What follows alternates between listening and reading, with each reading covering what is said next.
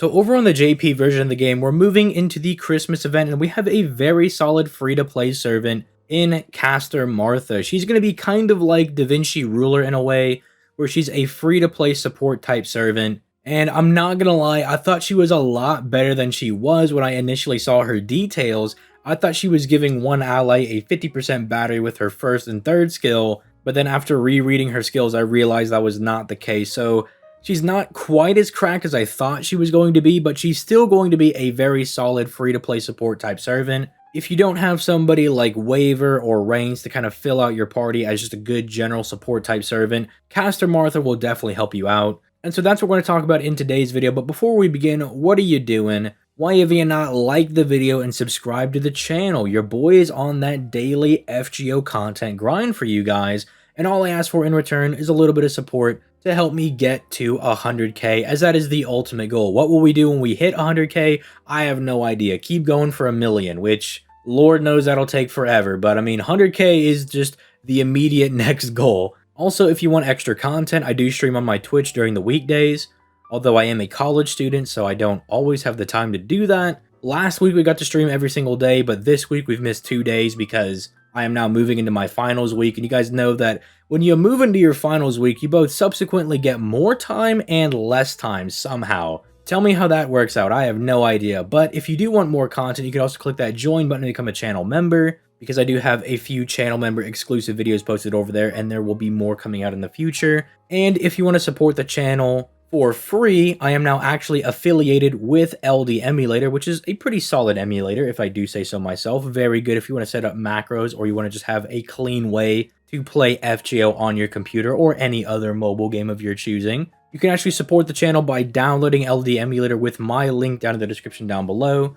It's completely free for you, and it does support the channel. Now, with all that being said, let's go ahead and move into Caster Martha's hits, which I actually think are quite good, considering that she has very high natural hit counts, very high natural NP and star gen for a caster, and then she has very good passive skills to really make those quick and arts cards really good. So let's explain what I'm talking about. So she's packing 0.66% NP gen, which is rather solid, especially considering that she does have 2 arts cards with 3 hits on them, and because of her territory creation passive skill, those arts cards are going to be boosted by 8% all of the time, and so it actually makes them a little bit better than they might seem on the surface, which is good, because it means Martha's going to have a pretty good casual time getting her own NP, which you do, one, because Martha's NP is very, very good. I'm honestly surprised at how good it is for a free-to-play servant. So you definitely do want to be aiming for that, especially because it's a support NP, and that's kind of the whole point of running Caster Martha, is just to get the NP to support.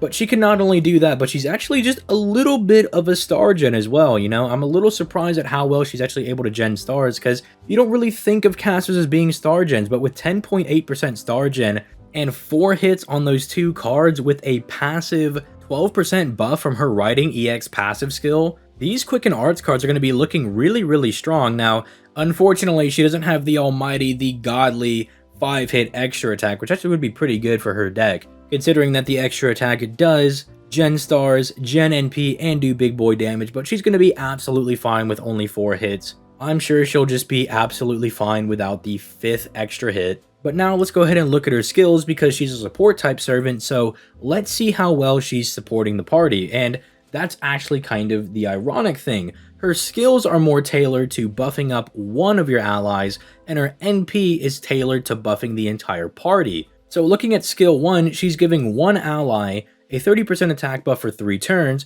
increasing their max HP by 2,000 for 3 turns, and then giving them a 20% NP gauge on a 6-turn cooldown, which this in and of itself is just kind of like a generic good skill. This is just generic good stuff. A 30% attack buff is a bit more than the standard charisma. You're trading out giving the entire party an attack buff to give one member of your party an even larger attack buff, but it's not that big of a deal because, spoiler alert, when we get to her NP, she does have that charisma. And then the max HP really isn't going to be making that much of a difference, but it's just a little bit of extra tankiness for the one member of your party that you want to single out as being your main DPS. But I think the main thing here is being able to give them 20% NP gauge. because that's just kind of the hallmark of you being a good support and just being able to give a decent chunk of NP back to the person that you're trying to support and single out as your primary DPS. Now, the skill is actually a little bit better when you combo it with skill 2, because skill 2 is reducing the entire enemy party's defense by 20% for 3 turns,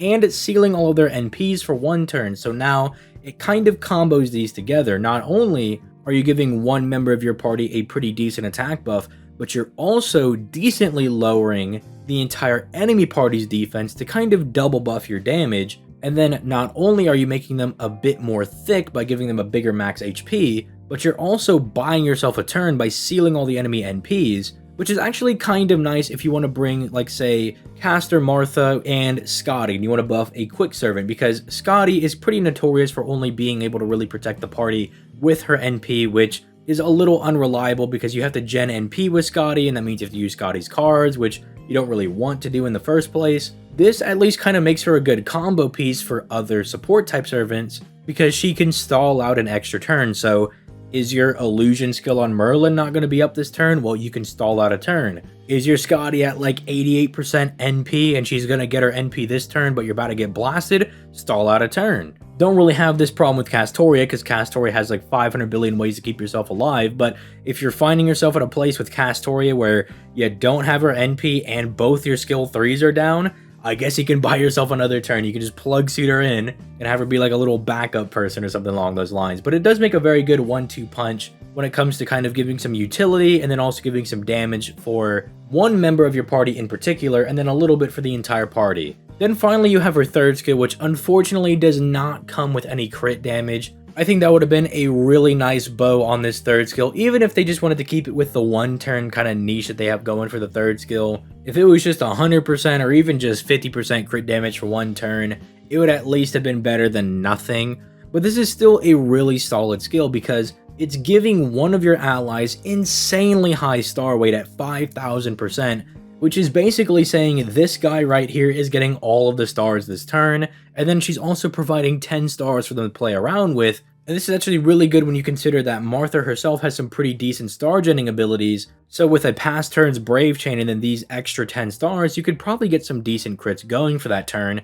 And then she charges her own gauge by 30%, which again is pretty good because it helps her own NP genning abilities and helps you get to that really good NP. Which, let me not stall any longer, I want to go ahead and talk about this NP, because I think the NP is really the main star for Caster Martha. I think this is really, really good. So, starting off, the first effect is that she gives the entire party a 20% attack buff for 3 turns. So, automatically, she's giving the entire party a charisma, and if you remember, skill 1 was giving one of those allies a 30% attack buff, meaning one ally with Caster Martha is getting a 50% attack buff for 3 turns. That is essentially the same thing as getting a mana burst for 3 turns, except instead of buffing a card type in particular, you're just buffing your overall general damage, which I think is really, really good. Then she's increasing the entire party's damage against demon, divine, and undead enemies by 50% for 3 turns, which,